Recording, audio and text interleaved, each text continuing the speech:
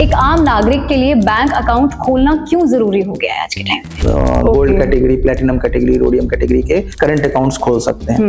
तो daily average balance का मतलब ये हुआ कि अगर हमारा कोई ग्राहक हो कि वो बिजनेस कर रहा है, उसकी ट्रांजैक्शंस का फ्लो यूनिफॉर्म नहीं हो सकता। तो ऐसा होगा कि किसी दिन अच्छा व्यवसाय हुआ या किसी दिन नहीं भी हुआ। तो अगर अच्छा व्यवसाय हुआ और उस दिन हमारा बैलेंस ज्यादा रहा, साइबर क्राइम कह लें या फ्रॉड बाजी जो चल रही है उससे, और काफी लोग हमारे इसका शिकार भी बन रहे हैं। तो साइबर फ्रॉड से बेसिक तो हम लोग बिल्कुल अपनी बचाव कर सकते हैं। कुछ चीजों को अगर हम गौर करें, सचेत रहें, आम जनता से आग्रह करूंगा कि घबराएं ना, आप अपनी बात रखें अपने बैंकर से। नमस्कार, मैं हूं आपके साथ सादिया और आप देख रहे हैं ज्ञान वार्ता की खास पेशकश रूबरू सिलसिला कहीं बातों का।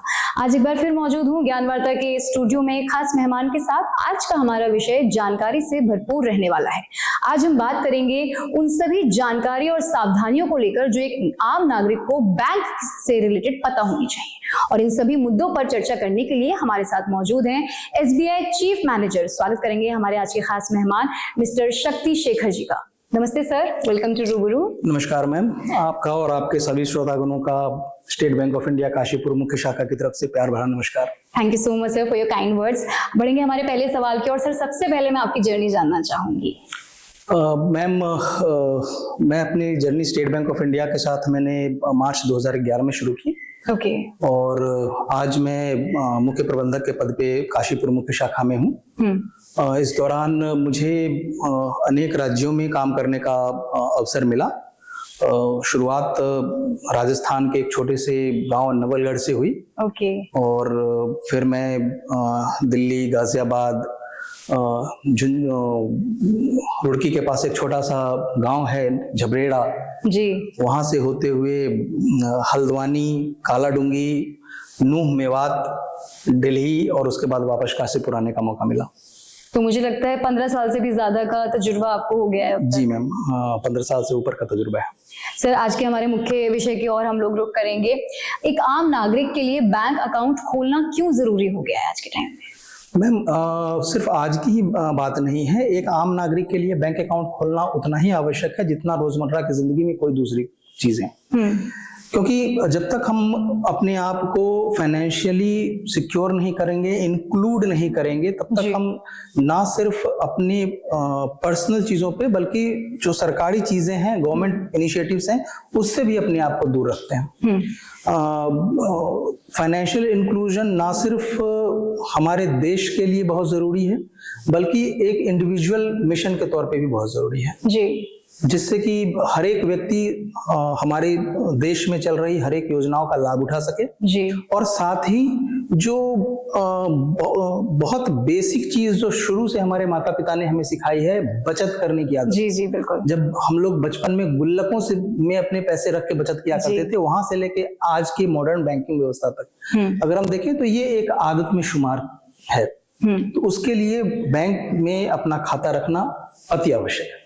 क्योंकि सर, हम कई बार ऐसा कहते हैं कि हमारी अनएजुकेटेड जो सेगमेंट है, लेकिन मुझे लगता है एजुकेटेड सेगमेंट के भी बहुत बड़ा एक ऐसा हिस्सा है जो अभी तक बैंक अकाउंट्स में, जिन्होंने अभी तक प्रवेश ही नहीं किया, उनके बैंक अकाउंट्स ही नहीं है। इसमें काफी हद तक सुधार आया है पहले की तुलना में। पहले ये एक बड़ा मुद्दा था, लेकिन आज के परिप्रेक्ष्य में देखें तो ये एक बड़ा मुद्दा नहीं है। आजकल बहुत, आई बिलीव मोर देन 95% लोगों का ऑलरेडी बैंक अकाउंट है। हाँ, पहले जो हमारे पढ़े लिखे लोग, या मैं यूं कहूं कि जिनके पास कोई अपना आईडी नहीं हुआ करता था, उनके लिए बड़ी समस्या थी बैंक अकाउंट खुलवाना। और आरबीआई ने भी अपने निर्देशों को काफी सरल किया है, इससे बैंक को भी काफी आसानी हुई ज्यादा से ज्यादा लोगों को अपने साथ जोड़ने में। प्रधानमंत्री जी की जनधन योजना का जो इनिशिएटिव था, उसने भी बहुत कारगर उसने काम किया है लोगों को बैंकिंग व्यवस्था से जोड़ने में। जी जी बिल्कुल। सर, एसबीआई के मुख्यतः कितने प्रकार के अकाउंट्स होते हैं? मैम एसबीआई में हर तरह के अकाउंट व्यक्ति खोल सकता है। वो बचत साधारण बिल्कुल बचत खाते से अगर हम शुरुआत करें तो बचत खाते में भी अलग अलग तरह के खाते हैं। हमारे पास सैलरी पैकेज अकाउंट्स हैं जी, नॉर्मल बचत खाता है, उसके बाद जनधन खाते भी लोग खोल सकते हैं। एक बिजनेसमैन अपने पास करंट अकाउंट खोल सकते हैं और अगर वो ऋण की सुविधा लेते हैं तो उनके लिए सीसी लिमिट की सुविधाएं प्राप्त हैं। उसके अलावा अगर वो लोन्स पे जाते हैं तो डिफरेंट टाइम्स के टर्म लोन हो गए, सीसी लिमिट हो गई, ओवरड्राफ्ट की फैसिलिटी है। तो स्टेट बैंक एक फाइनेंशियल सुपर पावर तो है ही, और खातों के संबंध में हमारे पास हर उस तरह के खाते मौजूद हैं जो किसी भी समाज के किसी भी वर्ग के लिए आवश्यक होगा या हो सकता है। मतलब हर कैटेगरी के लिए ऑप्शंस हैं और मल्टीपल ऑप्शंस मौजूद हैं। उनकी सुविधा के हिसाब से, उनके जॉब के हिसाब से, उनके प्रोफेशन के हिसाब से लोग अपने खाते खोल सकते हैं। सर मेजॉरिटी में हमें सुनने को मिलता है current account and saving account, दोनों में क्या खास डिफरेंस होता है और आप आम जनता को क्या सजेशन देंगे इन दोनों में से? करंट अकाउंट बेसिकली जो हमारे बिजनेस समुदाय से ताल्लुक रखने वाले हमारे भाई बहन हैं उनके लिए होगा। जो अपने बिजनेस से रिलेटेड जितने भी ट्रांजैक्शंस हैं वो करंट अकाउंट से करना चाहिए। इसमें जागरूकता की थोड़ी कमी भी है, क्योंकि जागरूक नहीं होने के कारण हमारे बहुत सारे भाई बहन ऐसे हैं जो अपने बिजनेस ट्रांजैक्शंस को सेविंग खाते से रूट कर रहे हैं। सेविंग खाते का बेसिक मूल मकसद बचत है। जो हम या तो सैलरीड क्लास है या स्टूडेंट हैं या हाउसवाइफ्स हैं या किसी दूसरे प्रोफेशन के लोग हैं जो बचत के लिए खाता रखेंगे वो सेविंग खाता रखेंगे। और बिजनेस ट्रांजैक्शंस के लिए अगर हम कोई खाता रखते हैं तो वो फिर वो चाहे हमारे छोटे एमएसएमई कस्टमर्स हों या बड़े बिग कॉर्पोरेट्स हों, तो उनके लिए करंट अकाउंट होता है। सर जैसे अभी आपने कहा कि बहुत से ऐसे लोग हैं जो ये गलती करते हैं कि अपने सेविंग अकाउंट से अपना बिजनेस का जो है ट्रांजैक्शंस करते हैं। जो ये गलती कर रहे हैं उन्हें क्या नुकसान होने वाला है? नुकसान अगर वो छोटे स्तर पे कर रहे हैं, जैसे मैं कहूँ कि जो हमारे भाई बहन छोटे छोटे रोजगार कर रहे हैं जी, उनका नंबर ऑफ ट्रांजैक्शंस या वॉल्यूम उतना नहीं होता, तो वो अगर सेविंग खाते से उसको रूट कर रहे हैं तो फिर भी समझ में आता है। अदरवाइज मैं उनको भी यही सलाह दूंगा कि वो एक अपने पर्सनल नेम से करंट अकाउंट खुलवा के और उससे उसकी रूटिंग करें। अगर उन्होंने अपने व्यवसाय को पूर्ण रूप नहीं दिया है, उनके पास व्यवसाय से रिलेटेड डॉक्यूमेंट्स नहीं है, जैसे आज की डेट में जीएसटी सर्टिफिकेट हो गए, उद्यम रजिस्ट्रेशन सर्टिफिकेट हो गए, तो इस तरह के अगर उन्होंने अपने अनुबंधित नहीं करा रखा है अपने व्यवसाय को, तो वो अपने पर्सनल नाम से भी करंट अकाउंट खोल के उससे संचालन कर सकते हैं। उससे मदद ये मिलती है कि अगर कल हम बैंक के नाते अगर उनकी हमें मदद करनी है तो हमें ये एग्जैक्ट पता होगा कि बिजनेस से रिलेटेड ट्रांजैक्शंस इस खाते में कौन से हैं और उनके पर्सनल ट्रांजैक्शंस कौन से हैं। अगर कोई व्यक्ति सिर्फ सेविंग खाते में अपने सारे ट्रांजैक्शंस कर रहा है तो ये बाइफरकेट करना बड़ा मुश्किल होगा कि उनके पर्सनल रिलेटेड ट्रांजैक्शन कौन से हैं और बिजनेस रिलेटेड ट्रांजैक्शन कौन से हैं। तो एग्जैक्ट नंबर निकालना थोड़ा मुश्किल हो जाता है। इसीलिए, और चूंकि इसी व्यवस्था के लिए करंट अकाउंट बनाया गया है, तो इसीलिए हम लोग हमेशा अपील करते हैं और हमारे पास अगर इस तरह के कोई भी व्यक्ति हमसे मिलते हैं तो हम हमेशा ये सलाह देते हैं कि आप करंट अकाउंट खोलिए, सो दैट कल की डेट में अगर बैंक हम आपकी मदद करना चाहें आपके बिजनेस को बढ़ाने में, उसका दायरा बढ़ाने में, उसके स्केल को बढ़ाने में या डाइवर्सिफाई करने के लिए, तो उस केस में बैंक बड़ी सरलता से आपकी मदद कर सकता है। ओके, तो ये सावधानी एक उनको बरतनी चाहिए जो उनको आगे भी बहुत हेल्पफुल, बहुत हेल्प करेगा। बिल्कुल सर, एक टर्म हम और अक्सर सुनते हैं जीरो बैलेंस अकाउंट और रेगुलर सेविंग अकाउंट, इन दोनों में क्या खास फर्क होता है? ये सेविंग खाते के पहलू हैं। जैसे मैं अगर specifically state bank of India की बात करूं तो स्टेट बैंक ऑफ इंडिया में खोला गया कोई भी बचत खाता जीरो बैलेंस अकाउंट है आज की डेट में, क्योंकि स्टेट बैंक ऑफ इंडिया में मिनिमम बैलेंस चार्जेस नहीं है। ओके, वो चाहे किसी भी समुदाय विशेष के लोग हैं, किसी भी वर्ग विशेष के लोग हैं, वो स्टूडेंट अगर खाता खुलवा रहे हैं या गृहिणी खाता खुलवा रही हैं या कोई सैलरीड क्लास खाता खुलवा रहा है, तो उसमें मिनिमम बैलेंस की आज की डेट में कोई रिक्वायरमेंट नहीं है, कोई भी सेगमेंट हो चाहे, कोई भी सेगमेंट हो। तो ये एक मिथ है जिसको मैं आपके माध्यम से तोड़ना चाहूंगा कि स्टेट बैंक ऑफ इंडिया में आपको जीरो बैलेंस अकाउंट सेपरेटली खुलवाना होगा, ऐसी कोई जरूरत नहीं है। आपका खुला हुआ हर एक खाता स्टेट बैंक में जो बचत खाता आप खोल रहे हैं जी वो बाय डिफॉल्ट एक जीरो बैलेंस खाता है, उसमें आपको मिनिमम बैलेंस रखने की कोई आवश्यकता नहीं है। ओके हाँ, उसमें अलग तरह के जैसे स्पेसिफिकली जो सैलरीड क्लास हैं, जिनकी सैलरी स्टेट बैंक के बचत खाते में आ रही है, जी उनको हम लोगों ने अलग अलग वर्गों में बांट रखा है, उनके लिए विशेष सुविधाएं दे रखी हैं। जैसे जो हमारे डिफेंस फोर्सेस में कार्यरत भाई बहन हैं जी उनके लिए डिफेंस सैलरी पैकेज अकाउंट हमने बना रखा है। ओके जो कॉर्पोरेट्स में काम करते हैं उनके लिए कॉर्पोरेट सैलरी पैकेज अकाउंट्स हैं।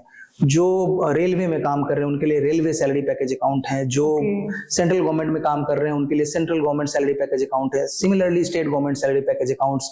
उसके बाद जो हमारे ब्यूरोक्रेट्स हैं उनके लिए स्पेसिफिकली अलग से सैलरी पैकेज अकाउंट्स। तो ये पूरा का पूरा एक ढांचा तैयार किया गया है ताकि अलग अलग क्षेत्रों में काम कर रहे लोगों को हम उनके हिसाब से सुविधाएं दे सकें। इसके अंतर्गत उनको फ्री में इंश्योरेंस की सुविधाएं, उनको रेट ऑफ इंटरेस्ट जो लोन अगर कल की डेट में वो हमसे लेते हैं तो लोन में उनको ब्याज में छूट, प्रोसेसिंग शुल्क में छूट। उसके अलावा जो लॉकर्स की सुविधा हमारे पास जिन ग्राहकों ने ले रखी है और सैलरी पैकेज अकाउंट मेंटेन कर रहे हैं तो जो लॉकर की वार्षिक शुल्क होती है उसमें छूट। उसी तरीके से जो बैंक के जो शुल्क होते हैं जब आप कोई ट्रांजैक्शन कर रहे हैं, जैसे आरटीजीएस या एनईएफटी कर रहे हैं तो जो बैंक के शुल्क होते हैं या एटीएम की एनुअल फीस होती है, चेक इशुएंस के जो चार्जेस होते हैं, तो इन सब चार्जेस को आप उस सैलरी पैकेज अकाउंट होल्डर्स के लिए वो फ्री कर दिया गया है। ओके तो ये सुविधाएं बेसिकली हम अलग अलग कैटेगरी के कस्टमर्स को, जैसे अभी आपने प्रोफेशन के हिसाब से हमें अलग अलग कैटेगरीज बताई कि कॉर्पोरेट सेक्टर के लिए आपने ऑप्शन दिया है, ब्यूरोक्रेट्स के लिए आपने अलग ऑप्शन दिया है, तो ये सिर्फ एसबीआई के पास ही अवेलेबल है या ये फिर कॉमन है सारे तरह के बैंक? इस सिलसिले में हर एक बैंक अपने हिसाब से चीजें तय करती है। तो ये जो मैंने आपको चीजें बताई हैं वो specifically state bank of India के सिलसिले में बताई हैं। ओके सर, थोड़ा सा मैं स्टूडेंट्स के बारे में जिक्र करना चाहूंगी। एसबीआई की ओर से स्टूडेंट्स के लिए कोई खास तरीके का अकाउंट है? स्टूडेंट्स के लिए हम जनरली जो एक तरीके से ऐसा समझें कि 10 वर्ष से कम आयु के जो स्टूडेंट्स हैं जी वो अपने पेरेंट्स गार्जियंस के साथ अपने अकाउंट को खुलवा सकते हैं अंडर नेचुरल गार्जियनशिप। और 10 वर्ष से ऊपर के बच्चे बच्चियां जो हैं वो अगर यूनिफॉर्म सिग्नेचर कर पा रहे हैं तो वो सिंगल भी अपना खाता खोल सकते हैं। ओके और जैसा मैंने पहले बताया कि किसी तरह का कोई मिनिमम बैलेंस रिक्वायरमेंट नहीं है तो वो उसका लाभ उठा सकते हैं। और स्पेसिफिकली स्टूडेंट्स के लिए स्टेट बैंक ऑफ इंडिया ने उनकी पढ़ाई को ध्यान में रखते हुए एजुकेशन लोन की सुविधाएं मौजूद हैं, जिसके अंतर्गत वो देश के अंदर या देश के बाहर अपनी शिक्षा को पूर्ण करने के लिए स्टेट बैंक ऑफ इंडिया से एजुकेशन लोन ले सकते हैं। ओके सर, मैं इस मुद्दे पर अभी दोबारा लौटूंगी, लेकिन उसके पहले मेरे मन में एक और सवाल आया है। सैलरी अकाउंट और नॉर्मल सेविंग अकाउंट में क्या खास फर्क होता है? क्या सैलरी अकाउंट में कुछ एक्स्ट्रा बेनिफिट्स रहते हैं? जी बिल्कुल, अभी थोड़ी देर पहले जो मैंने आपको बताया कि जो एक नॉर्मल सेविंग बैंक अकाउंट है उसमें जो मिनिमम बैलेंस रिक्वायरमेंट है वो नहीं है। वो चीज सैलरी पैकेज अकाउंट होल्डर्स के लिए भी है। जो सैलरी पैकेज अकाउंट होल्डर्स है उनको जो विशेष सुविधाएं दी गई हैं बिकॉज वो बैंक के साथ उनका जुड़ाव एक स्तर से एक उच्च स्तर पे है, एक नॉर्मल कस्टमर्स के नाते, तो इसीलिए उनके लिए फ्री इंश्योरेंस कवर, उसके अलावा जो शुल्क जो मैंने अभी पीछे चर्चा करी वो शुल्क में उनको वेवर, लोन लेते समय उनके रेट ऑफ इंटरेस्ट में उनको कुछ छूट मिलती है, प्रोसेसिंग फीस में शुल्क में छूट मिलती है, लॉकर रेंट जो एनुअल लॉकर रेंट है उसमें उनको कुछ छूट मिलती है। और वो उसमें भी कैटेगराइजेशन है। सैलरी पैकेज अकाउंट्स एक ब्लैंकेट की तरह सबके लिए नहीं है, उसके अंदर भी कैटेगराइजेशन है डिपेंडिंग अपॉन आपकी जो सैलरी क्रेडिट हो रही है, अमाउंट जो क्रेडिट हो रहा है उसके आधार पे सैलरी पैकेज को भी अलग अलग वर्गों में बांटा गया है। Like silver category accounts, gold category accounts, platinum category accounts, rhodium category accounts, इस तरह के अलग अलग वर्गों में हमने सैलरी पैकेज को भी बांट रखा है ताकि जो सुविधाएं हैं वो अलग अलग कैटेगरी के लोगों को, हर तरह के लोगों को मिल सके। सर आप थोड़ा सा डिफाइन करेंगे कि सिल्वर कितनी सैलरी तक के लिए है और जो हमारा गोल्ड है वो कितनी सैलरी तक के लिए है? ये बेसिकली हम लोग इसमें चर्चा करें तो बिलो 25,000 से लेकर के above 2 lakh rupees per month की जो इनकम ग्रुप है जी, हर ग्रुप के लिए हमारे पास प्रोडक्ट मौजूद है। ओके। तो ऐसा कोई नहीं है जिसके लिए हमारे पास प्रोडक्ट मौजूद नहीं है या कैटेगरी मौजूद नहीं है। छोटे से छोटे स्तर पे काम करने वाला व्यक्ति हो या फिर उस पर्टिकुलर कंपनी या उस पर्टिकुलर ऑफिस में काम करने वाला जो सीईओ तक के व्यक्ति हैं जिनकी सैलरी 2 लाख से ऊपर पर मंथ जा सकती है, तो उस तरह के हर कैटेगरी के कस्टमर को डील करने के लिए स्टेट बैंक ऑफ इंडिया के पास प्रोडक्ट मौजूद है। ओके। आप स्टेट बैंक ऑफ इंडिया के कस्टमर बेस को भी देखेंगे तो आप यही पाएंगे कि हमारे पास हर स्तर के लोगों को सर्व करने के लिए बैंक के पास प्रोडक्ट मौजूद है और स्टेट बैंक ऑफ इंडिया ये समाज के हर एक वर्ग को सर्व करता भी आया है। सर मुझे लगता है कि आजकल एक मुद्दा ये भी रहता है कि आधे से ज्यादा जनता को ये भी नॉलेज नहीं है कि बैंक अकाउंट खुलवाना कैसे। उनको ये पता है कि हमें खुलवाना चाहिए, बैंक अकाउंट हमारा होना चाहिए, लेकिन क्या डॉक्यूमेंटेशन रिक्वायर्ड है, क्या क्राइटेरिया होना चाहिए, क्या बेनिफिट्स उनको मिलेंगे, इस सब के बारे में अगर आप हमारी जनता को थोड़ा बता सकें। मैं इस सिलसिले में आज की डेट में जब बैंकिंग सेक्टर में भी टेक्नोलॉजी का यूज हो रहा है तो हमारे ग्राहकों को मैं ये बताना चाहूंगा कि आप स्टेट बैंक ऑफ इंडिया में जब खाता खोलते हैं तो आपके पास ब्रांच में आकर खाता खोलने से लेकर के घर बैठे बैठे अपना खाता खोलने तक की सुविधा प्राप्त है। ओके। बैंक ने अपना ऑफिशियल ऐप योनो जारी किया हुआ है। उस योनो ऐप के थ्रू एक नया कस्टमर जो भी स्टेट बैंक ऑफ इंडिया से जुड़ा नहीं है और जुड़ना चाह रहा है, उस योनो ऐप के थ्रू वो घर बैठे अपना डिजिटल अकाउंट ओपन कर सकता है। ठीक है। वो बिल्कुल वैसा ही है जैसा आप नॉर्मल बैंक में जाकर अपना खाता खुलवाते हैं। ओके। उससे आप इंस्टेंटली आपको आपका खाता नंबर मिल जाएगा और आप उसका उपयोग इंस्टेंटली कर पाएंगे। ओके। उसके तहत आप बेसिकली योनो ऐप के अंदर अपनी कुछ डिटेल्स फिल करते हैं और अपने एड्रेस फिल करते हैं, पैन नंबर, आधार नंबर या address proof. Aadhaar is one example, driving licence हो सकता है, वोटर आईडी हो सकता है, एनीवन। तो और उसके बाद आप you will get a notification, जो समय कुछ अंतराल आपको मिलेंगे। आप अपनी सुविधा के हिसाब से उस टाइम स्लॉट को चूज कीजिए। स्टेट बैंक ऑफ इंडिया की तरफ से आपको उसी टाइम स्लॉट के अंतर्गत वीडियो कॉल आएगी। उस वीडियो कॉल में आपको अपने डॉक्यूमेंट्स शो करने हैं और बेस्ड ऑन दैट आपका अकाउंट इंस्टेंटली ओपन हो जाता है। इसके अलावा आप शाखा के थ्रू योनो के माध्यम से भी डिजिटल अकाउंट खुलवा सकते हैं। फिजिकल फॉर्म्स जो पुराने जमाने में हम लोग खोलते थे वो आज भी जारी है।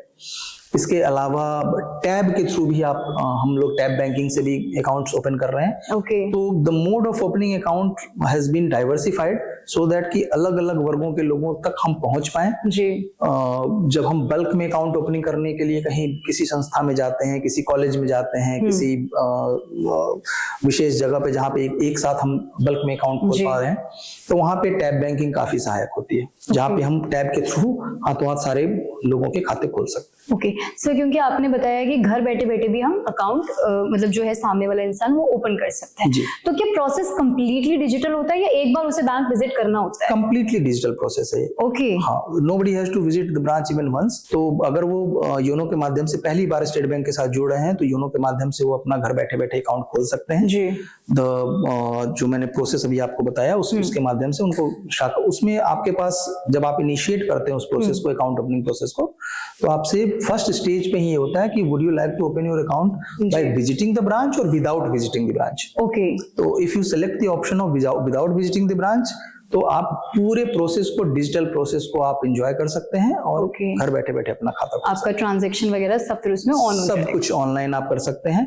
और आज की जनरेशन जो टेक्नोलॉजी में इतनी ज्यादा मैं बोलूंगा दक्ष है जी, तो उनके लिए तो और भी सरल है। सर एक मुद्दा और आता है उन अकाउंट्स के लिए मैं बात कर रही हूँ जिसमें हमें एक्चुअली में मिनिमम बैलेंस मेंटेन करना ही पड़ता है। There are some set of bank accounts, SBI में भी होंगे, तो वो ना मेंटेन होने पर क्या चार्जेस अप्लाई होते हैं? ये बेसिकली जो अकाउंट्स हैं वो करंट अकाउंट्स में इस तरह की व्यवस्था है, जो बिजनेसमैन है उनके लिए व्यवस्था है। करंट अकाउंट में भी हमारे अलग अलग कैटेगरी के अकाउंट्स हैं, डिपेंडिंग अपॉन जिस कैटेगरी के हमारे ग्राहक हैं उसके लिए। एक जो बेसिक करंट अकाउंट है स्टेट बैंक ऑफ इंडिया में, उसमें आप 5,000 रुपए आपको मेंटेन करना पड़ता है डेली एवरेज बैलेंस। उसके वहां से लेकर के आप 50 लाख डेली एवरेज बैलेंस तक के खाते हमारे पास मौजूद हैं। तो आपका व्यवसाय किस स्तर का है उसके हिसाब से अगेन आप silver category, gold category, platinum category, rhodium category के करंट अकाउंट्स खोल सकते हैं। तो हर एक हायर वेरिएंट्स के साथ आपकी सुविधाएं बट ऑब्वियसली बढ़ती चली जाती हैं।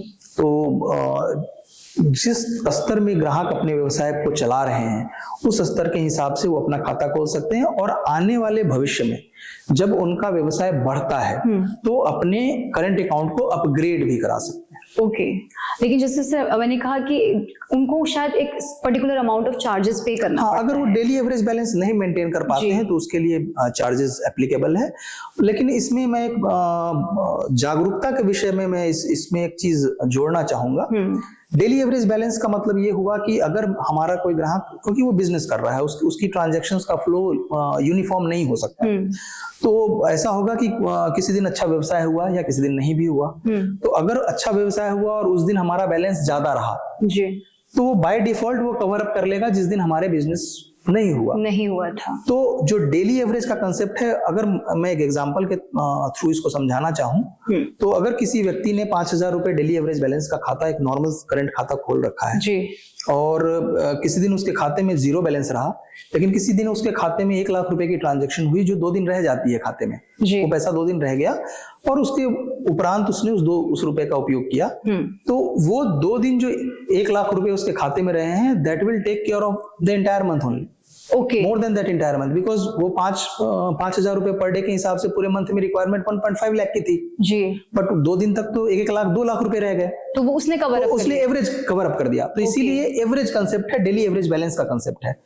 तो वो मैंडेटरी नहीं कि डेली उतना ही पैसा रहना चाहिए, उतार और चढ़ाव बिजनेस का पार्ट है जी, तो उसको ध्यान में रखते हुए एवरेज बैलेंस का कंसेप्ट रखा गया है। ओके, तो ये सर एसबीआई की ओर से ही है या ये जनरली रहता है? नहीं, अगेन मैं इसमें हर एक बैंक अपने लिए वो निर्धारित करता है। जैसे मैंने बताया आपको कि स्टेट बैंक ऑफ इंडिया ने सेविंग खातों के लिए मिनिमम बैलेंस चार्जेस वेव कर रखा है, बाकी बैंक्स हैं जिन्होंने मिनिमम बैलेंस रिक्वायरमेंट ऑलरेडी रखा हुआ है जी, तो सब हर एक बैंक अपने हिसाब से उसको निर्धारित करते हैं। ओके सर, हालांकि आपने हमें हर तरह के बैंक अकाउंट्स के बारे में, उनके डिफरेंसेस के बारे में बताया, लेकिन फिर भी अगर कोई व्यूअर हमारा इस साक्षात्कार को देख रहा है और वो कंफ्यूज्ड है, अभी भी कंफ्यूज्ड है कि उसे आखिर कौन सा बैंक अकाउंट खोलना चाहिए, तो आप सिंपल गाइडलाइन क्या देना चाहेंगे? मैं व्यूअर्स को यही बोलूंगा कि अगर आप बचत के व्यू पॉइंट से खाता खोलना चाह रहे हैं तो आप सेविंग बैंक अकाउंट खोलेंगे, और अगर आप व्यवसाय के सिलसिले में खाता खोलना चाह रहे हैं तो आप करंट अकाउंट खोलेंगे।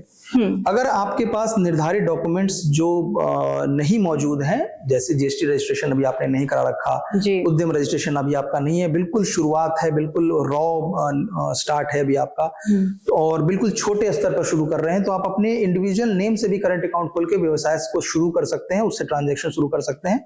और जैसे ही आपके व्यवसाय के निर्धारित डॉक्यूमेंट्स आपको प्राप्त हो जाते हैं, आप इमीडिएटली जो व्यवसाय के नाम से आप खाता खुलवाएं अपने नाम के से हटके, और अगर कोई व्यक्ति शुरुआत से ही सारे डॉक्यूमेंट्स के प्रति जागरूक है तो वो डॉक्यूमेंट्स जमा करा के अपना करंट अकाउंट व्यवसाय के नाम से शुरू कर सकते हैं। ओके सर, एसबीआई हमारे देश भर के करोड़ों लोगों का भरोसा है, तो मैं एसबीआई के जो एक इंटरनल वैल्यू सिस्टम है, जो वो ट्रस्ट सिस्टम उसने मेंटेन करके रखा है, उसके बारे में जानना चाहूंगी, internally how it works. Ma'am, इस बारे में मैं ये बताना चाहूंगा कि वो हमारी एक पूंजी है जो 200 सालों से अधिक हमने संजो के रखी है, और उसमें हम हमेशा वृद्धि की कोशिश करते रहते हैं। हमारा जो विजन और मिशन बैंक का है वो भी हमें एथिकल बैंकिंग की प्रेरणा देता है, जिसके कारण से जो ये ट्रस्ट और फेथ पब्लिक के बीच में मेंटेन्ड है वो बना रह सके। और इसी का उदाहरण ये है कि state bank of India Fortune 500 companies का पार्ट है। वेरी नाइस सर, एक बार मैं फिर स्टूडेंट्स का जिक्र करना चाहूंगी। अभी हमने थोड़ी देर पहले जिक्र किया था कि स्टूडेंट्स के लिए क्या क्या बेनिफिट्स या स्पेशल अकाउंट्स एसबीआई रखता है, लेकिन अगर मैं करियर अपॉर्चुनिटीज की बात करूं कि एसबीआई कह लो या बैंकिंग सेक्टर में स्टूडेंट्स के लिए क्या करियर अपॉर्चुनिटीज है, या फिर हम ये भी कह सकते हैं कि अगर उन्हें एसबीआई बैंक में अपना करियर बनाना है तो वो किस तरीके से अपनी तैयारी करें? एसबीआई बैंक में अगर अपनी करियर अपॉर्चुनिटीज देख रहे हैं तो it's a very vibrant organisation, जहाँ पे करियर अपॉर्चुनिटीज बहुत हैं और आपको ग्रो करने करने का, लर्न करने का बहुत मौका मिलता है जी। आप अपनी शुरुआत अगर ऑफिसर कैडर से शुरू करते हैं तो प्रोबेशनरी ऑफिसर के एग्जाम्स हैं जी। आप उसमें state bank of India probationary officer PO exams जो होते हैं आप उसके थ्रू एंट्री ले सकते हैं। क्लरिकल एसोसिएट कैडर में आने के लिए आपको स्टेट बैंक ऑफ इंडिया का जो क्लरिकल का एग्जाम होता है आप उसके थ्रू आ सकते हैं। ओके। और स्पेशलाइज्ड जो ऑफिसर्स हैं लाइक आईटी फील्ड से हुए इस तरह के ऑफिसर्स लेटरल एंट्री भी लेते हैं। तो स्टेट बैंक ऑफ इंडिया में हर तरह के लोगों का स्वागत है और जो अपना कैरियर अपॉर्चुनिटी बैंकिंग सेक्टर में देख रहे हैं तो स्टेट बैंक ऑफ इंडिया से बेहतर और उससे वाइब्रेंट अपॉर्चुनिटी बैंकिंग सेक्टर में तो नहीं है। जी सर, क्योंकि बैंकिंग सेक्टर की बात आती है तो आजकल ये मुद्दा भी बड़ा चर्चा में है कि साइबर क्राइम कह लें या फ्रॉड बाजी जो चल रही है उससे, और काफी लोग हमारे इसका शिकार भी बन रहे हैं, बहुत आम होता जा रहा है। इसके लिए आप एक कोई प्रैक्टिकल टिप हमारी जनता को देना चाहेंगे? मैं इसमें सिर्फ एक ही आग्रह है और हम बैंकिंग सेक्टर के लोग हमेशा यही कहते हैं कि इससे जितनी हम जानकार रहेंगे, जितना हम सचेत रहेंगे वही बचाव है। साइबर फ्रॉड के लिए जागरूकता, सचेत रहना सबसे अहम है जी। जो साइबर फ्रॉडस्टर्स है वो हमारी साइकोलॉजी से प्ले कर रहे हैं और हमें हर समय अपने क्योंकि जब भी टेक्नोलॉजी का विस्तार होगा तो ये समस्याएं खड़ी होंगी जी। तो टेक्नोलॉजी के साथ के विस्तार के साथ साथ हमें उसके रिस्पॉन्सिबल यूज को भी समझना पड़ेगा जी। उसके लिए मैं अपने ग्राहकों से, मैं बैंकिंग सेक्टर से जुड़े हुए हर एक व्यक्ति से या आम जनता से भी मैं ये अपील करता हूं कि आप हमेशा कुछ चीजों को अगर हम गौर करें, सचेत रहें तो साइबर फ्रॉड से बेसिक तो हम लोग बिल्कुल अपनी बचाव कर सकते हैं। जैसे आपने देखा होगा टीवी पे आरबीआई के द्वारा भी, हमारे द्वारा भी काफी एड्स आ रहे हैं इस सिलसिले में। सरकार भी इसको लेकर के काफी कदम उठा रही है। मूलतः अगर हम बात करें तो जो शुरुआत में साइबर फ्रॉड्स होते थे, स्टार्ट जो हुआ था वो बेसिकली कुछ लालच स्कीम्स वगैरह को दे करके, लालच की आपको ये सस्ता में मिल रहा है या ये लॉटरी लग गई आपकी, इस तरह की चीजों से शुरुआत होकर आज की डेट में उसने एक बृहद रूप ले लिया है जहां पे फ्रॉडस्टर्स हमारी साइकोलॉजी के साथ प्ले कर रहे हैं। आज हम डिजिटल अरेस्ट तक की बात देख रहे हैं जी। तो किसी भी तरह की सूरत में सबसे पहले तो मैं अपने ग्राहकों से प्लस आम जनता से आग्रह करूंगा कि घबराएं ना, आप अपनी बात रखें अपने बैंकर से जी। हम आपकी सारी बात सुन रहे हैं, आप अगर सारी बातें हमसे शेयर कर रहे हैं। अगर डिजिटल अरेस्ट में सबसे बड़ी परेशानी ये है कि वो व्यक्ति विशेष किसी से शेयर नहीं कर रहा अपनी स्थिति को जी। जिसका लाभ फ्रॉडस्टर्स उठाते हैं। बिल्कुल, वो अपनी फैमिली मेंबर्स तक से शेयर नहीं कर पा रहे हैं अपनी स्थिति को। तो जरूर शेयर करें अपनी चीजों को, तभी आप उनके चंगुल से निकल सकते हैं। दूसरी चीज ये है कि उसका एक दूसरा दायरा ये भी है कि हम कहीं ना कहीं साइबर फ्रॉडस्टर्स को अपना कुछ क्लू सौंपते हैं। मैं कुछ एग्जांपल्स के थ्रू अपने दर्शकों को बताना चाहूंगा। अमूमन ये गलतियां हम कर रहे हैं। जैसे मैं बात करूं, कस्टमर केयर नंबर्स के थ्रू वो हमें अप्रोच कर ले रहे हैं। मान लीजिए हमारे घर का कोई अप्लायंस खराब हुआ तो फर्स्ट थॉट हमारे मन में आता है कि गूगल पे जाएं, उस कंपनी का कस्टमर केयर से हम बात करें और फिर आगे हम काम करें।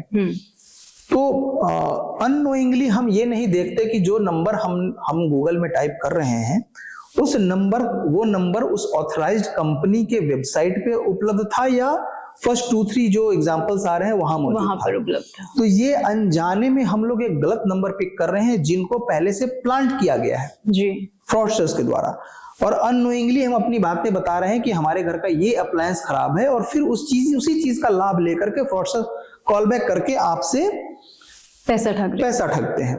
तो ये तो एक एग्जांपल है। इसी तरीके से आप देखेंगे, मैंने अभी डिजिटल अरेस्ट की बात करी, जहां पे पुलिस के बनकर या कस्टम विभाग के अधिकारी बनकर, कोर्ट के अधिकारी बनकर, ऐसे लॉ इन्फोर्समेंट एजेंसी के अधिकारी बनकर के हमारी साइकोलॉजी के साथ प्ले करते हैं, और जिसके कारण से हम शेयर तक नहीं कर रहे हैं इस भावना से कि समाज का व्यक्ति हमारे बारे में क्या सोचेगा जी। तो वो फ्रॉड जो कर रहे हैं वो इसी चीज का लाभ उठा रहे हैं तीसरी चीज जो जिसका लाभ उठा रहे हैं वो मैं कहीं ना कहीं उसको आलस से जोड़ूंगा, क्योंकि अब टेक्नोलॉजी के विस्तार के साथ साथ हमें ये आदत हो गई है कि हम अपना काम बाहर निकल के करना नहीं पसंद करते। हमें ये कहीं ना कहीं ये मन में हो गया कि घर बैठे काम हो जा रहा है तो क्या दिक्कत है, डिजिटली काम हो जा रहा है तो क्या दिक्कत है। मैं उसके अगेंस्ट में बिल्कुल नहीं हूँ, हम बिल्कुल करें, लेकिन जो मैंने पहले भी कहा कि रिस्पॉन्सिबली करें जी। फ्रॉडस्टर्स जो कह रहे हैं कि केवाईसी अपडेट आपका नहीं होगा, खाता बंद हो जाएगा आपका, आपकी एटीएम आज ब्लॉक हो रहा है, तो इन सब चीजों में we give away our information.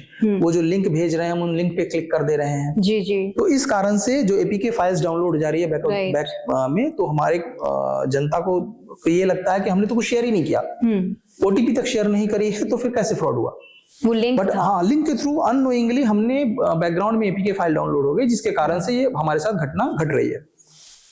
तो इन चीजों से सतर्क रहना है। अगर कोई एक तो कभी भी बैंक वाले जब भी फोन करेंगे या फिर कोई ऑथराइज्ड संस्था अगर आपको कॉल करती है तो वो हमेशा आपको, अगर आपका परिचय है तो ही आप अपनी डिटेल्स शेयर करें, अदरवाइज हमेशा हम कहेंगे कि आपका स्वागत है, आप हमारी शाखा में आए जी। और आपके साथ ये परेशानी हो गई है तो आप काइंडली ब्रांच विजिट करें और चीजों को अपडेट कराएं जी। अगर आप नेट बैंकिंग से कंफर्टेबल हैं, आज की दौर में तो मैं आपके माध्यम से जागरूकता के तौर पे ये भी बताना चाहूंगा कि आप स्टेट बैंक के खाता धारक हैं और आपको केवाईसी अपडेट करना है, आपके पास मल्टीपल माध्यम है। आप अपने इंटरनेट बैंकिंग के थ्रू उसको अपडेट कर सकते हैं, स्वयं अपडेट कर सकते हैं, व्हाट्सएप बैंकिंग के थ्रू स्वयं अपडेट कर सकते हैं, आप एटीएम्स के थ्रू स्वयं अपडेट कर सकते हैं, और शाखा में तो आपका स्वागत है ही। तो आपके पास मल्टीपल चैनल्स उपलब्ध है जहां आप इसका उपयोग कर सकते हैं। और सिर्फ इस नाते कि वो व्यक्ति फोन पे हमें ये बोल रहा है और मुझे असहजता हो जाएगी कि मेरा बैंक बंद हो गया, अकाउंट बंद हो गया, मेरा एटीएम बंद हो गया, तो ये हाथों हाथ अगर खुल जाए तो बड़ा मजा आ जाए, इस साइकोलॉजी का वो लाभ लेते हैं और फ्रॉड कमिट करते हैं हमारे साथ। तो ये हमें ध्यान रखना है कि ना लालच के अंतर्गत, ना आलस के अंतर्गत, ना ही हम किसी तरह का डर अपने मन में पालें अगर कोई लॉ इन्फोर्समेंट एजेंसी का अधिकारी बन के हमें कॉल कर रहा है, क्योंकि अगर हम गलत नहीं है तो हमें डरने की आवश्यकता नहीं। राइट। तो ये समझना जरूरी है, responsible use of technology is the keyword. बिल्कुल। सर क्योंकि अब ये मुझे लगता है एक स्मार्ट जो सेगमेंट है हमारे पॉपुलेशन की वो काफी हद तक फिर भी टैकल कर लेती है, लेकिन बात अगर हम अर्बन एरियाज की करें या अगर हम बात रूरल एरियाज की करें और सेमी अर्बन एरियाज की करें, तो मुझे लगता है वहां पे थोड़ा सा ये गैप रह जाता है कि वो चीजों को ठीक से समझ नहीं पाते हैं। शायद उनकी नादानी कह सकते हैं कि उन्हें पता ही नहीं होता कि अच्छा हमें इस लिंक पर क्लिक नहीं करना था। तो क्या एसबीआई ये जो गैप है उसके बीच में भी एक ब्रिज का काम कर रहा है? मैम, इस बारे में आपको मैं एक बात बताना चाहूंगा कि ऐसा बिल्कुल नहीं है कि हमारे रूरल एरियाज और सेमी अर्बन एरियाज में जो हमारे लोग हैं वो इसका ज्यादा शिकार हो रहे हैं। इसमें ज्यादा शिकार अर्बन एरियाज के लोग हो रहे हैं और एजुकेटेड क्लास हो रहा है। हमें वो चीज ध्यान रखना है कि कहीं ना कहीं हमारे रूरल एरियाज में आज भी इंटरेक्शन को प्राथमिकता दी जाती है। जी बिल्कुल। तो वो उनके फेवर में काम करता है। हमारे जो पढ़े लिखे समुदाय के लोग हैं कहीं ना कहीं समय के अभाव में कहूं या अपने बिजी शेड्यूल से समय नहीं निकाल पा रहे हैं, अगर बैंक की बात करूं तो शाखा विजिट करने का या किसी दूसरे भी ऑफिस विजिट करने का, क्योंकि फ्रॉड सिर्फ और सिर्फ साइबर फ्रॉड बैंकों तक ही सीमित नहीं है। वो फ्रॉड जो है वो किसी भी रूप में आपके सामने आ रहे हैं। वो आपका बिजली बिल जमा नहीं हुआ है, बिजली कट जाएगी, टेलीफोन बिल जमा नहीं हुआ है, टेलीफोन कट जाएगा, आपका नाम कस्टम के रिकॉर्ड्स में आ रहा है, आपके अकाउंट से ट्रांजैक्शंस हुई हैं, तो इस तरह की चीजों को कोई भी रूप ले सकता है जी। तो ये जागरूकता जब तक हम पूरे समाज को नहीं देंगे जी, तब तक ये बड़ा मुश्किल है टैकल कर पाना किसी भी वर्ग के लिए, वो चाहे सेमी अर्बन हो, रूरल हो या अर्बन क्लास हो जी। ये समझना बड़ा जरूरी है कि इसका एकमात्र बचाव सिर्फ जागरूकता है, क्योंकि वो हर स्टेप पे, अभी मैं अब एक छोटा सा उदाहरण आपको दूं, अभी जैसे अभी के माहौल में जब गैस सिलेंडर को लेकर के इतनी अफवाहें उड़ रही हैं, तो उस केस में गैस सिलेंडर के कनेक्शन को लेकर के भी या फिर उसके आपने उसमें नंबर अपना लगाया हुआ है तो उसको लेकर के भी वो लिंक भेज रहे हैं कि आपने ये गैस कनेक्शन के लिए अप्लाई किया था या फिर आपने रिफिल के लिए अप्लाई किया था, तो ये लिंक है, इसको आप क्लिक कर दीजिए, आपका गैस सिलेंडर हम पहुंचा देंगे। Right right. तो you can very well think कि वो मुद्दा, हर वो चीज जो आपके दिनानुदिन या दिनचर्या का हिस्सा बनी हुई है, वो वहां हिट कर रहे हैं। तो इसीलिए हर समय जागरूक रहना, सचेत रहना, तभी हम इनसे टैकल कर सकते हैं। सर एक चीज और बड़ी चर्चा में रही थी, मेरे ख्याल से अभी भी है, कि एक कॉल आपके पास अचानक से आती है और वो आपको कहते हैं कि आपके बैंक में हमने इतना पैसा अभी ट्रांसफर किया है, एक बार आप चेक कीजिए मैसेज। और वाकई वो मैसेज आता है, लेकिन वो सिर्फ मैसेज होता है, अकाउंट में हमारे नहीं आते वो पैसे। और फिर वो दूसरा कॉल करते हैं और कहते हैं सॉरी बाय मिस्टेक हमने आपको ज्यादा पैसे ट्रांसफर कर दिया, आप इतना अमाउंट हमें वापस कर दीजिए। ये बड़ा मुझे लगता है बहुत आपने सही मुद्दा उठाया। इसके विषय में भी मैं बोलना चाहूंगा कि ये जो मैसेज आता है, जनरली सबकॉन्शियस माइंड में जो मैसेज का फॉर्मेट है वो हम सबके दिमाग में छाया है। तो वो जो मैसेज आता है, तो हम लोग हमेशा उस मैसेज के फॉर्मेट को देख के हम लोग कंफर्म कर लेते हैं कि हाँ जी मैसेज तो बिल्कुल आया। लेकिन कभी भी हम लोगों ने उस मैसेज के सेंडर की डिटेल्स नहीं गौर करी। हाँ जी, राइट। अगर आप गौर करेंगे कि ऑथराइज्ड बैंक से अगर आपको इस तरह के मैसेज आते हैं, तो जो सेंडर जो नाम आता है वो आप अगर गौर करेंगे तो वो कोई नंबर नहीं होता, कोई नाम नहीं होता, वो XXX SBI CBS SBI इस टाइप से वो सेंडर की डिटेल्स आती है। बट जो फ्रॉडस्टर्स इस तरह का मैसेज भेजते हैं वो बकायदा अपने नंबर से भेज रहे होते हैं। तो वो वहां पे हम लोग सेंडर डिटेल्स, चूंकि सबकॉन्शियस माइंड में हमारे मैसेज का फॉर्मेट है, इसलिए हम लोगों ने कभी गौर ही नहीं किया कि सेंडर तो पर्सनल डिटेल, पर्सनल नंबर से भेज रहा है। हमने बस मैसेज के फॉर्मेट को देखा, हमें लगा बिल्कुल ये तो रेट आ गया है। तो हमने, और दूसरी चीज कि हमने चेक भी नहीं करा अपने अकाउंट को कि हाँ भाई बैलेंस मेरा जो पहले था और अब है वो इंक्रीज हुआ या नहीं हुआ, सिर्फ मैसेज पे रिलाई कर रहे हैं।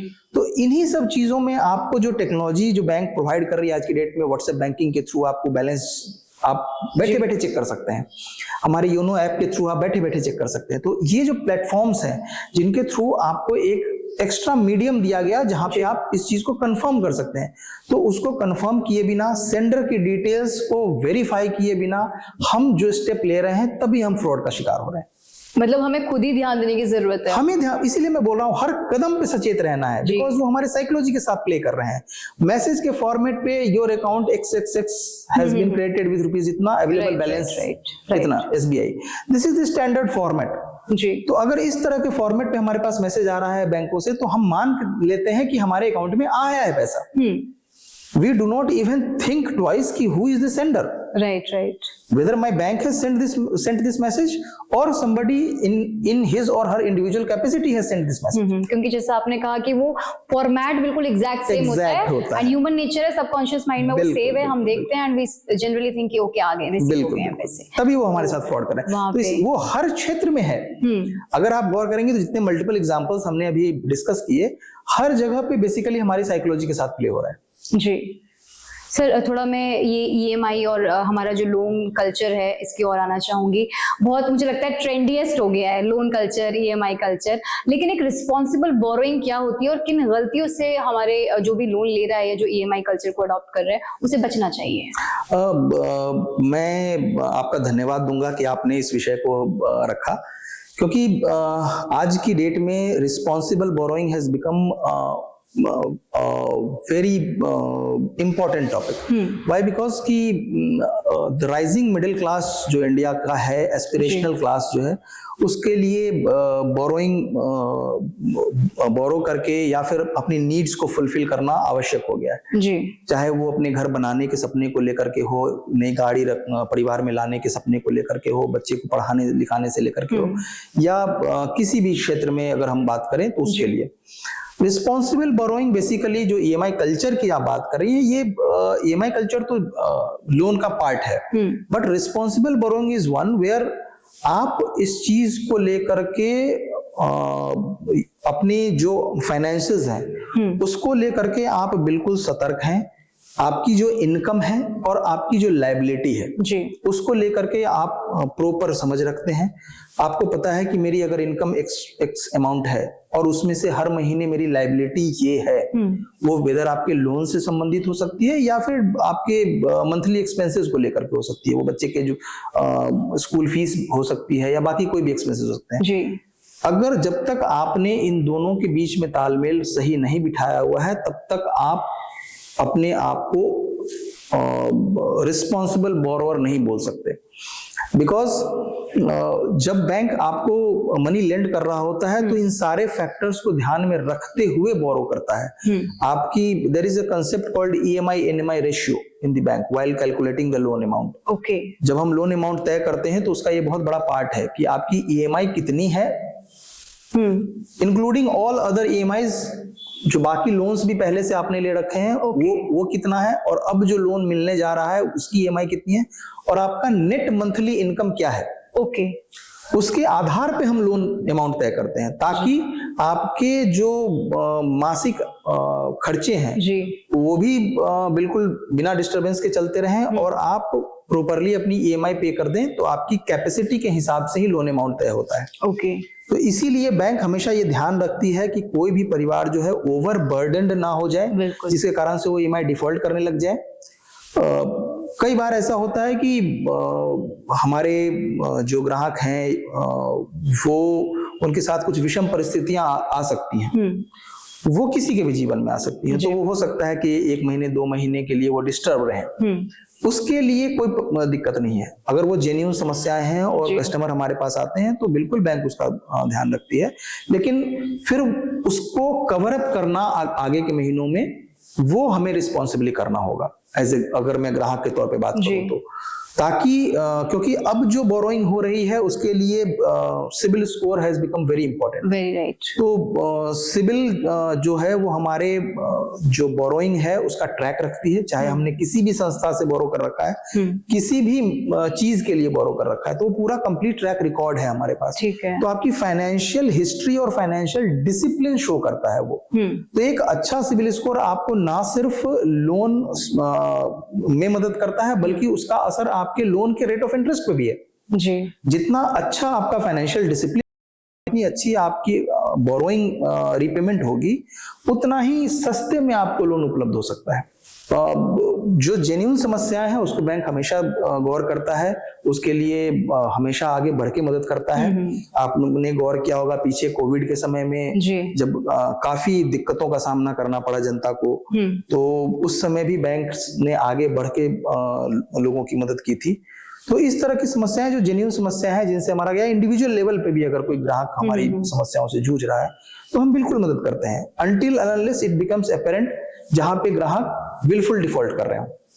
तो वो एक मुद्दा रहेगा जहां पे बैंक मजबूरीवश हमें अपनी कार्रवाई करनी पड़ती है। मतलब अगर कोई पर्पसफुली अगर कर रहे हैं, विलफुल डिफॉल्ट कर रहे हैं, तो वहां पे तो हमें लेना पड़ेगा कदम, हमारे लिए अनिवार्य हो जाएगा, बिकॉज हम पब्लिक मनी के साथ डील कर रहे हैं। तो पब्लिक मनी का संरक्षण, उसका संवर्धन, ये भी हमारी जिम्मेदारी है। जी बिल्कुल। सर एक और सवाल, आपने हालांकि काफी डिटेल में हमें ये बात बताई है, आपकी जिम्मेदारियों के बारे में जानना चाहूंगी। मतलब as a chief manager of SBI क्या क्या जिम्मेदारियां रहती हैं आपकी, बिहाइंड द सीन हम जानना चाहेंगे। मैम इसमें हमारे roles as a chief manager अलग अलग तरह के हो सकते हैं। ओके।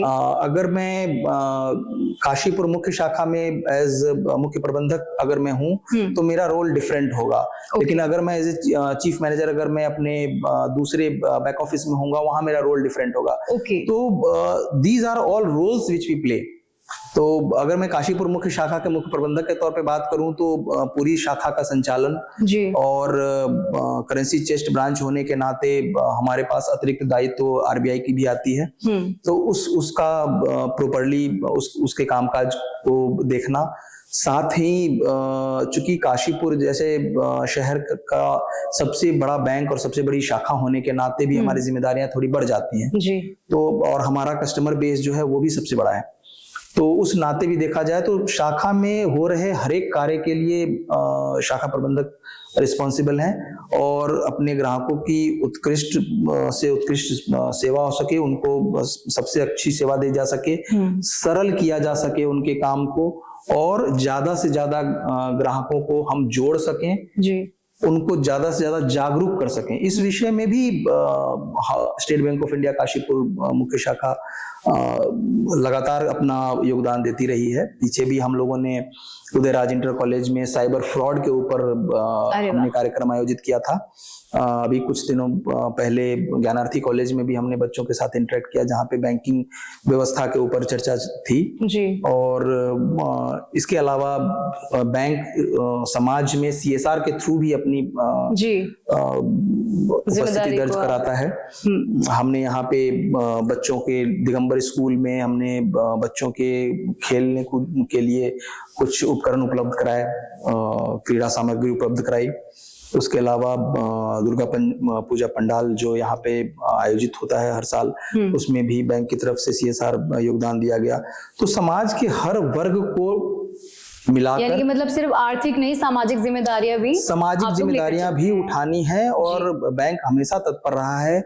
और ना सिर्फ काशीपुर क्षेत्र में बल्कि पैन इंडिया अगर मैं बात करूं तो बैंक हर समाज के हर वर्ग को टच करता है, उनसे जुड़ना चाहता है। यही वजह है कि आप बैंकिंग व्यवस्था में अगर देखेंगे तो स्टेट बैंक की 23,000 से ज्यादा शाखाएं आज की डेट में हैं और 63,500 से ज्यादा ATMs हैं। लगभग 90,000 BCs के थ्रू CSP हमारे वर्क कर रहे हैं। तो भारत के हर एक कोने तक हमारी पहुंच है और हम बहुत गौरव के साथ और बहुत तत्परता से हम अपने सारे ग्राहकों की सेवा करने के लिए बैठे हैं। लगभग 55 करोड़ ग्राहकों का एक विशाल बेस है हमारे पास। तो उनको लगातार सेवा देना और उनके लिए देश का सबसे बड़ा बैंक होने के नाते, सबसे रिस्पॉन्सिबल बैंक होने के नाते जो हम सेवाएं देते हैं, तो वो एक जिम्मेदारी का एहसास है।